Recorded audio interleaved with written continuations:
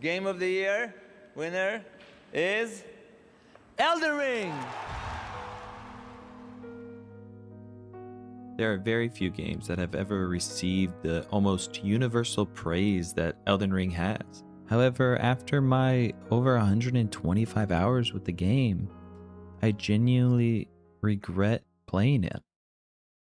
And I want to be clear that this regret isn't because how perfect the game is and how I can't play any other games because of how great Elden Ring is. My regret is genuine. I genuinely regret those 125 hours. And before everyone gets their pitchforks and comes to the comments saying, you know, you're just bad at the video game, I want to be clear.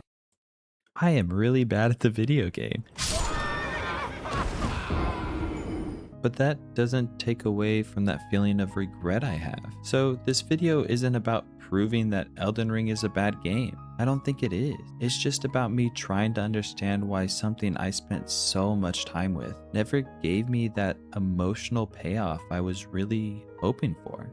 So when I try to understand why Elden Ring never paid off emotionally for me, it really comes down to expectations and how my expectations were not met in three crucial aspects of video games for me. And the first of those is story. And I want to be clear that I'm not saying that Elden Ring doesn't have a story or doesn't have a good story. I just never felt connected to it. Most of the time I felt like I didn't know who the people were, why they mattered, or what my actions were actually contributing to the story. And I know for some people that mysterious and vague writing is part of the appeal, but for me it just left me confused and it was constantly breaking the immersion. I was always playing with a guide open and that just always was taking me out of the experience. And I wasn't using this guide so I could spoil things, but simply just so I could get through the storylines. I don't think I would have been able to follow a single storyline if it wasn't for the guide.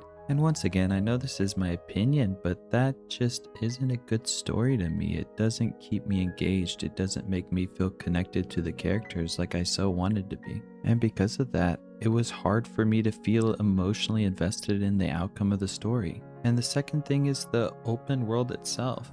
And this is where I have to be honest with my own preferences, is I generally struggle with open world games. I've always been a fan of more linear titles. And the reason I've always enjoyed that is I like that in linear experiences, the direction, the pacing, and the momentum all feel so intentional. And in Elden Ring, the freedom was just overwhelming. There was always times where I would have multiple paths and multiple regions and multiple things that I could and should all be doing at the exact same time. And instead of that giving me this feeling of curiosity and wanting to explore it, it just made me feel disoriented and made me want to do none of it. I'd often backtrack and get turned around and forget why I was somewhere or feel like I was just doing things out of order. And that made the exploration of the game start to not feel like discovery anymore and more just felt like a task that I had to do, that I had to explore this before I could move on with the story. It just really made the story feel unanchored to me.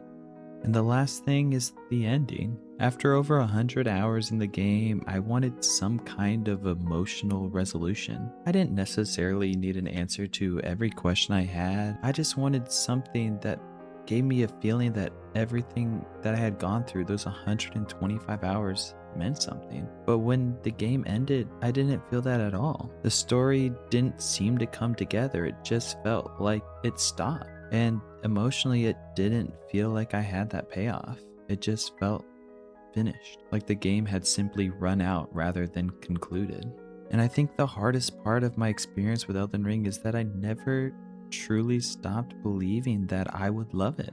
And as the last part of the game was dragging on and I was really not enjoying it all that much, I had hope that the ending would finally pull me in. And sometimes it did pull me in.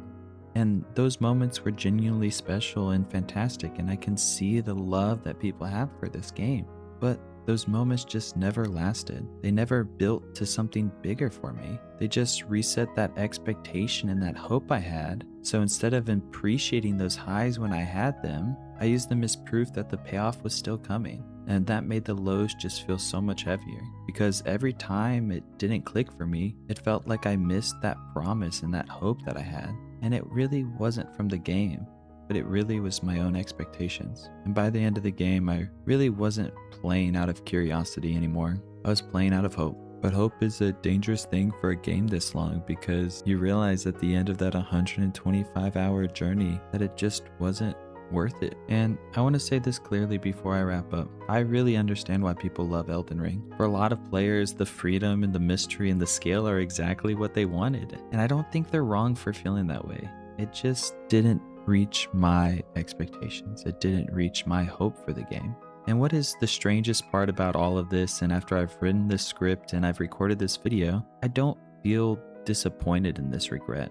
I just still have this feeling of hope.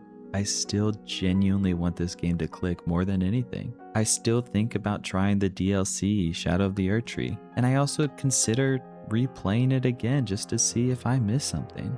And it's not because I owe the game anything, it's just because I really want to know if that emotional payoff might finally be there. And honestly, I think this says more about me than the game itself. So when I say I regret it playing Elden Ring, I don't mean I wish I never touched it. I mean I wish the time I had given it had given me more in return. Because 125 hours isn't just a number to me. It's so much of my time, and it's so much of my attention, and it was a whole lot of hope.